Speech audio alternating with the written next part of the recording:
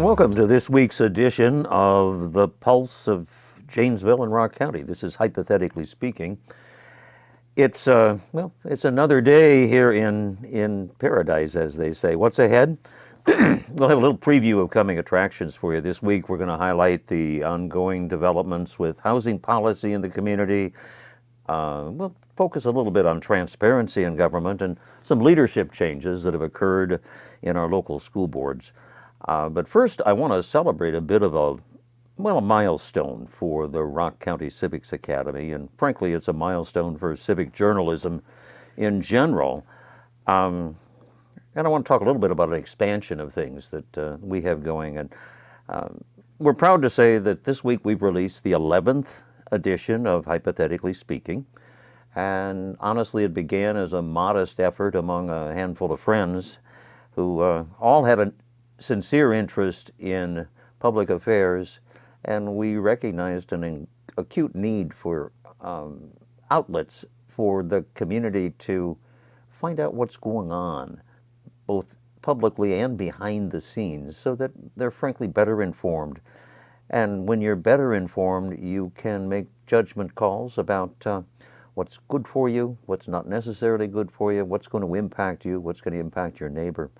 So our goal as a group of friends was to get together and try and do what a lot of other organizations haven't been able to do, and that's keep tabs on our local governments. Today, the products that we produce are available through JATVMedia services. We're on YouTube TV. We're on Substack.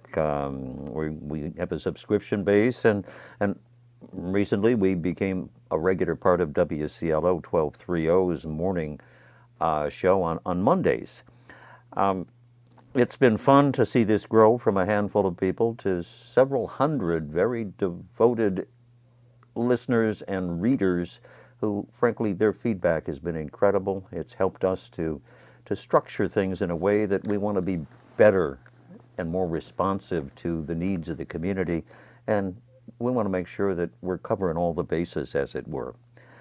The program, all of our pieces, all of our educational pieces are produced by volunteers. None of us receive any compensation, and frankly, I like to call it a labor of love.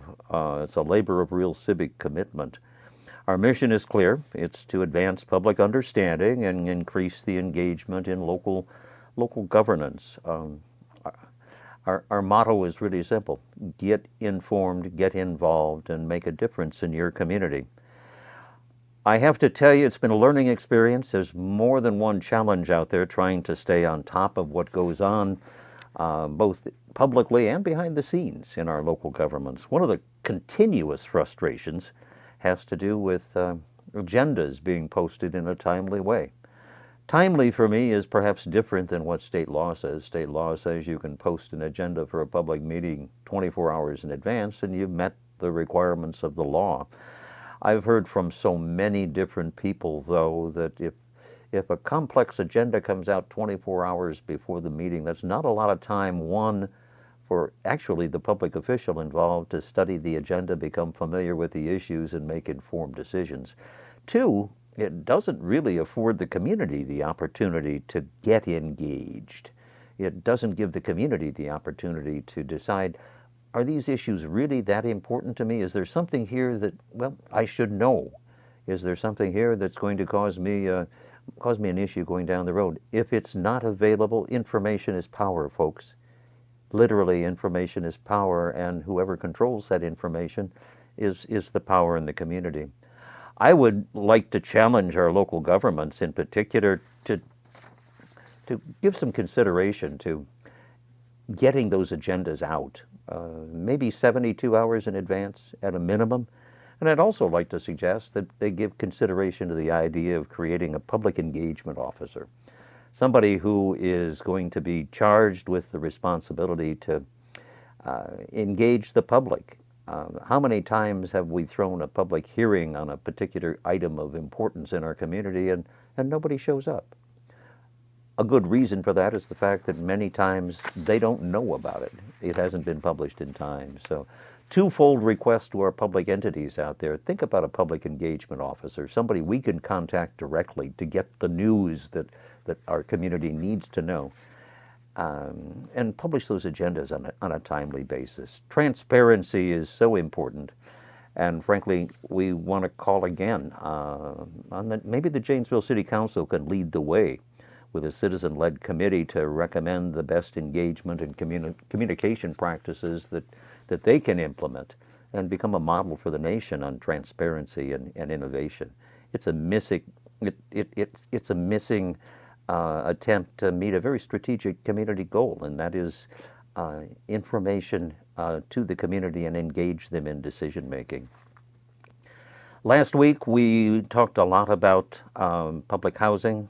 There was a proposal from Bear Development to do a rent-controlled project on East Wall Street, and frankly, at the last minute, it got pulled from the agenda at the Plan Commission, where it was scheduled to be entertained in a first step to surplus the property so that it could be contracted over to Bear for this housing development. Well, the Plan Commission chair withdrew it from the agenda, didn't really give us any explanation because she didn't have any information for it. And as we know it now, the project is kind of in limbo. Key questions that are unanswered: what's the revised timeline for this project? Is it going to go away like the Bear Development project at 101 Rockport Road? Are the public issues that were expressed behind the scenes and publicly going to be addressed at some point in time? I remind folks that trust is the foundation for effective governance, and without it, well, development stagnates, and when that happens, civic confidence declines. Two quick but immediate areas of action the City Council in Janesville needs to seriously consider. One, convene a housing policy summit to identify actionable strategies for multifamily and single-family housing. It's critical to have housing policy that allows us to grow as a community. We had a housing policy summit a couple of years back. It was extremely successful. It resulted in a number of multifamily developments and some single-family subdivisions going forward in the community. It's time to do it again. City Council of Janesville, lead the way. Your bold action is important. I want to shift gears quickly, go to the Milton School Board and leadership decisions that were made. Last week, the Milton School Board elected their new leadership. I congratulate Annette Smith, a new member who was elected by a 4-3 vote, along with John Doomer, who became the vice president of that board. They replaced some more experienced board members, but it's a sign of the times. We're seeing a lot of that across the area, across the region. Contested board leadership votes are often reflecting deeper policy divides. We look around the community and we know that there are issues today that are still brewing that have divided boards, and they make things challenging in that whole arena of public policy. We remind our school boards across the region that academic achievement is a local challenge. It requires strategic leadership and demands community engagement. School finance, well, that's something that gets handled at the state level, but both need to be addressed, and to do that, we need to get over our differences, find a way to get beyond the differences that are constraining our ability to rationally take on the tough issues of the day, and sit down in a civil fashion and find solutions to these common problems. I challenge city councils, I challenge school boards, I challenge the county board to take on a couple of very basic tenets. One, as elected officials, respect the office that you hold and the organization where you are serving. And two, learn to respect your fellow members, and it's okay to disagree, just don't be disagreeable in the process. I want to take a minute to give kudos to the Janesville communications team. 2 new City Council wrap-ups were launched. One's a staff segment featuring Nick and Amanda from the city manager's staff, and then there's a council president recap offering some leadership perspectives that has followed as well. Both of those can be viewed on JATV channel 994 and YouTube TV. Also noteworthy is a recent release of the State of the City video. I congratulate the award-winning JATV staff once again. It's a great 22-minute program. It demonstrates really what is possible when public communications is treated as a priority.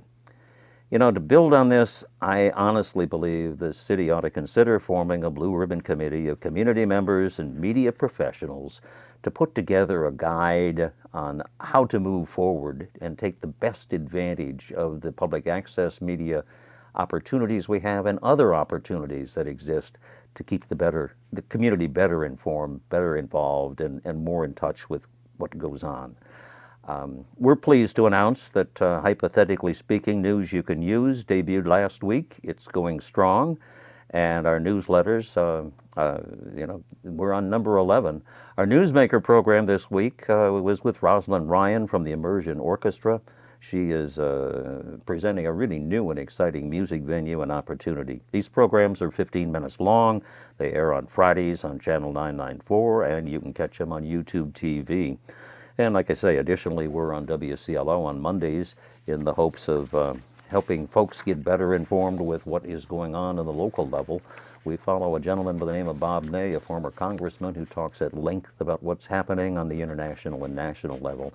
That's on your talk show on WCLO. I did want to follow up a little bit. The Janesville City Council, as I mentioned previously in earlier broadcasts and in my newsletter, they've been working on a retreat. Well, now it's branded as a workshop, and it's starting to take shape, but the clarity remains obviously kind of elusive at this point. As of the time we're taping this program, the agenda hasn't been posted. What we do know is it's now scheduled for this Saturday. It's going to be held not in City Hall, but at Batterman Engineering at 19 North High Street that has limited public accessibility. It's a day-long session. They promise to give you updates on finance, capital improvement plans, housing studies from Forward Janesville. Council members will also deal with the Rockport pool improvements that are now starting to be talked about. And finally, the long-awaited Woodman Center's new business plan is going to be unveiled. Yet, for citizens, the engagement seems kind of intentionally constrained. There is no public comment period on the agenda that we viewed, and frankly, the venue's too small to accommodate much more than staff and the council members. It's not going to be a really good opportunity for meaningful community input. Adding to that, the meeting agenda, well, it's set for Saturday, but it wasn't available even today. So there's no assurances the program's going to be taped, let alone available for the public to view at some later date. I remind folks the lack of transparency raises pressing concerns. For those who advocate for open government and community involvement, this is frankly a missed opportunity. It leaves frustrated citizens out there with few options except to show up perhaps uninvited this Saturday morning to uncover what truly goes on behind closed doors. Take the mystery out of things. In closing, I guess we want to throw out our call for action. We do this weekly. Our community's future depends on action, folks. It's not just on words. Waiting for the perfect time may mean missing the chances to improve the future. We're all in that program together. We share the responsibility to create a high-quality community, and frankly, now is the time for us all to act together. Volunteer for a committee, run for office. If not me, who? Wait. If not now, when? Hypothetically Speaking, reach out and touch us. We're on Facebook, we're on Substack, we're on JATVMedia Services, and we're on WCLO Radio, and always you can catch us at rockcountycivicsacademy.org. Thanks for the cooperation and assistance of the JATV Media staff. And once again, I will remind you, get informed, get involved, and you will make a difference in your community. Have a great day.